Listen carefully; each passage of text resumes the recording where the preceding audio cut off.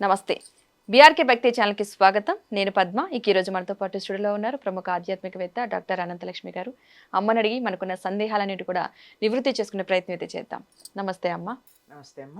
అమ్మ, ఈ మధ్య కాలంలో ఎక్కువగా చూస్తున్నది ఏదైనా ఉందంటే భార్యాభర్తలు విడిపోవడం. అవునమ్మా. సో అలా విడిపోకుండా కాస్త వాళ్ళు కలిసిమెలిసి ఉండాలంటే కనుక భార్యాభర్తలు కలిసి చేయాల్సిన పనులు ఏమైనా ఉంటే కాస్త వివరిస్తే. ఒకళ్ళనొకళ్ళు అర్థం చేసుకోవాలమ్మా.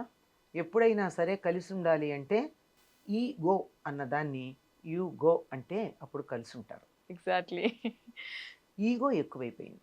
అవునమ్మా. దాని కారణంగా కలిసి ఉండవలసినటువంటి అవసరం తప్పట్ల. ఇప్పుడు ఉదాహరణకి ఉద్యోగం చేస్తున్నారు, బాస్కి నీకు పడదు అంటే వెంటనే పై లెవెల్లో ఉండరు కదా ఎవరును, ఇక్కడి నుంచి ఇలా ఎక్కువ వెళ్ళాల్సిందే కదా. అవునమ్మా. బాస్కి నీకు పడకపోతే ఉద్యోగం మానేస్తావా?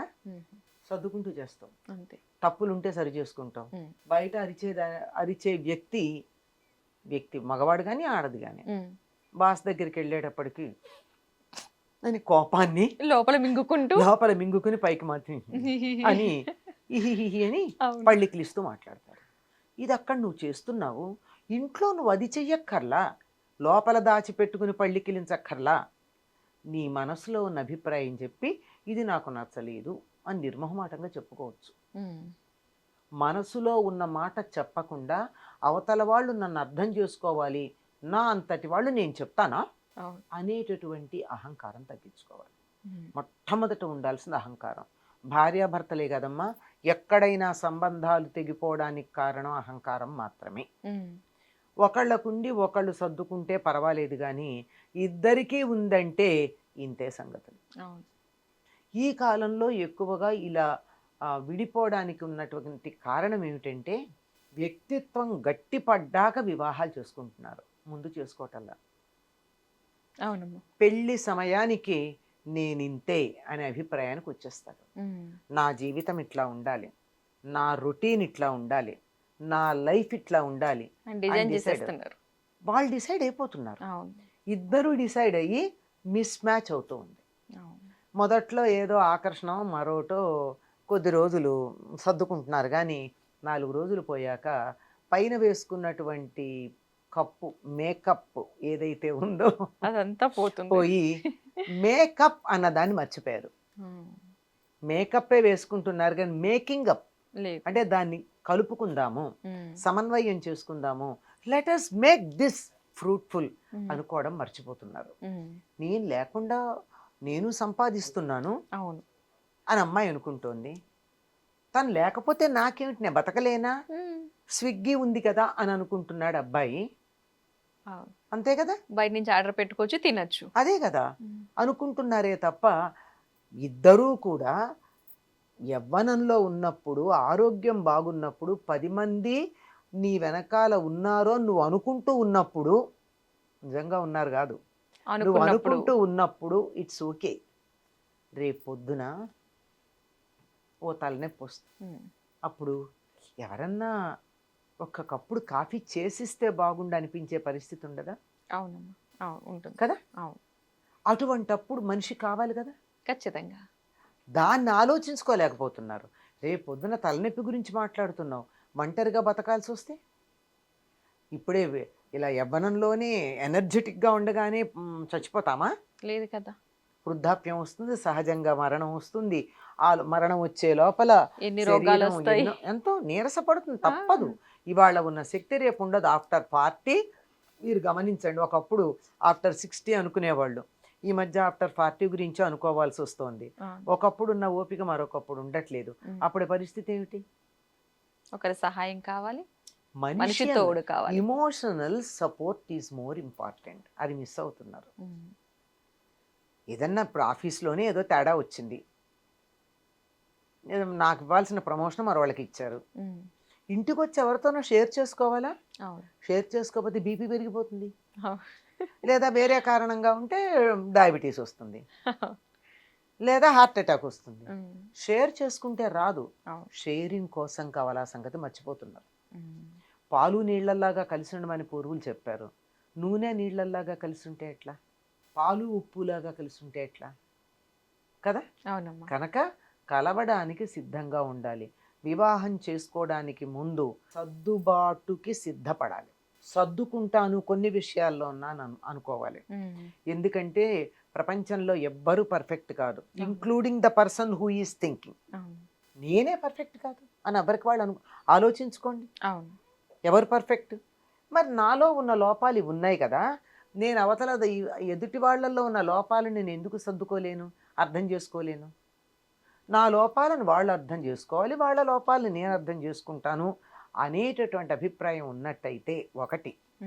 రెండోది, జీవితం ఇంకా చాలా ముందు ఉంది. ఆధునిక విజ్ఞానం, వైద్య శాస్త్రం చాలా అభివృద్ధి చెందాయి గనక ఆయుర్దాయం కూడా పెరుగుతుంది. ఆయుర్దాయం పెరుగుతుంది కానీ మందులతో పాటు అనుపానాలు చాలా చేసుకోవాల్సి ఉంటాయి. వాటన్నిటి కోసం నేను సర్దుకోవాలి కదా, సిద్ధపడాలి కదా అనేటటువంటి ఆలోచన లేదు. మొట్టమొదట ఐ అనే ఫీలింగ్ పక్కన పెట్టి వి అనే భావన, మేము అనే భావన రావాలి. నేను ఎప్పుడొక్క మాట చెప్తానమ్మా, ఒక కప్పు కింద ఇద్దరు కలిసి ఉండలేకపోయిన తర్వాత దేశం సమైక్యంగా ఎట్లా ఉంటుంది? Just think of it. అవునమ్మా. ఈ దేశం అంతా కలిసి ఉండాలి, ప్రజలందరూ ఐకమత్యంగా ఉండాలి, సమాజం అంతా ఒక్క మాట మీద ఉండాలి అంటే అవకాశం ఉందా?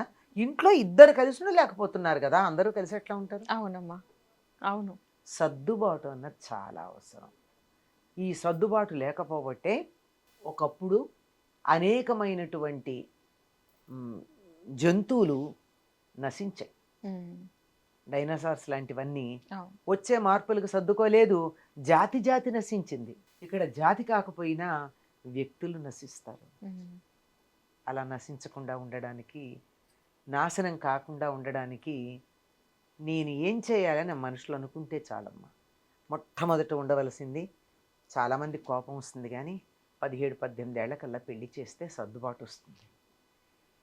25 ఏళ్ళు దాటాక కొంచెం కష్టమే సర్దుకోవటం. అన్నీ తెలిసిపోతే అహంకారం పెరుగుతుంది. ఎందుకంటే ఉద్యోగం చేశాక అంటారు, ఉద్యోగంలో నేను సెటిల్ అవ్వాలంటారు. అప్పటికి 10 మంది మీద వీళ్ళు పెత్తనం చేయడం అలవాటు పడతారు, ఇంట్లో కూడా పెత్తనం చేయాలనుకుంటారు కదా. అవును. అప్పుడప్పుడే ఉంటే సర్దుకోవడం, ఆ ఉద్యోగంలో ఎలా సర్దుకోవడం నేర్చుకుంటారో ఇక్కడ కూడా సర్దుకోవడం నేర్చుకుంటారు. అవును, అలవాటు. సెటిల్ అయ్యాక వివాహం చేసుకుంటాను అన్నది చాలా పొరపాటు అభిప్రాయం. దానివల్ల ఎక్కువ సమస్యలు వస్తున్నాయి. తర్వాత ఇంకోటి ఏంటంటే బాహ్యమైన ఆకర్షణలు, చదువుకునే రోజుల్లో ఉన్న ఆకర్షణలు, అవి తర్వాత నీతి నియమాలు లేకుండా ప్రవర్తించడానికి సిద్ధపడడాలు. అందులో ఒకళ్ళకి కొంచెం నీతిగా ఉండాలనిపిస్తే రెండో వాళ్ళు దారి తప్పారనుకున్నప్పుడు కలిసి ఉండడానికి ఇష్టపడకపోవటాలు, ఇలాంటివి అనేక కారణాలు ఉంటున్నాయి. కానీ దానికి కూడా సర్దుకుని ఉండగలగడం కలిసి ఉండడానికి కారణం. ఉండలేరు, కానీ చాలా కష్టం, చాలా కష్టం. ఒకళ్ళు నీతి తప్పారంటే రెండో వాళ్ళు సర్దుకోలేరు. మేం తప్పితే పర్వాలేదు కానీ నువ్వు తప్పకూడదు అనేటటువంటి అభిప్రాయంతో ఉంటారు. దీన్ని కానీ సర్దుకోగలిగారంటే వీలైనంత వరకు ఒకసారి వివాహం అయ్యాక ముందు కూడా అఫైర్స్ ఉండకుండా ఉండడం మంచిది. ఒకవేళ ఉన్నా వాటిని పక్కకు పెట్టి మళ్ళీ వాటిని గుర్తు చేసుకోకుండా వాటి ఛాయ రాకుండా ఉంటే బాగుంటుంది. ఏమంటాడంటే రవీంద్రనాథ్ ఠాగూర్ ఒక మాట అంటాడండి, chastity is the gift that you are going to give to your partner అంటాడు.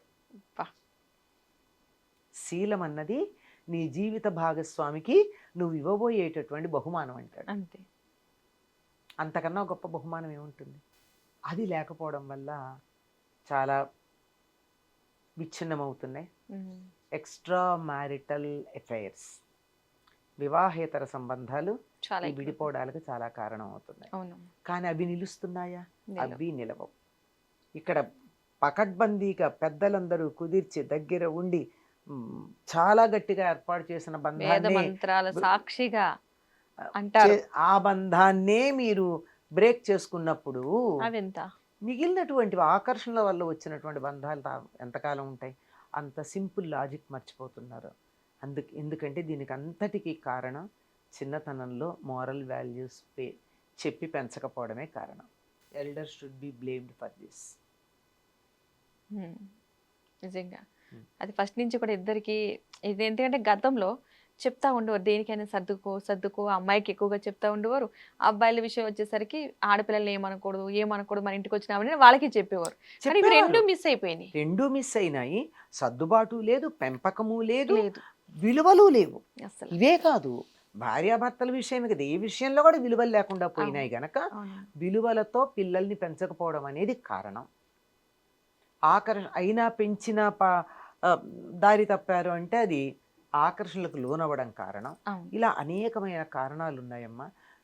ఏ జంట విడిపోతుందో దానికి కారణం ఏమిటో తెలుసుకుని కలపాలి. వన్ రూల్గా మనం చెప్పాలి. అవును, నిజంగా అమ్మ అది. అండ్ థర్డ్ పర్సన్ ఎంటర్ అవ్వకుండా ఉంటే ఇంకా బెటర్ వాళ్ళకి ఉంటుంది.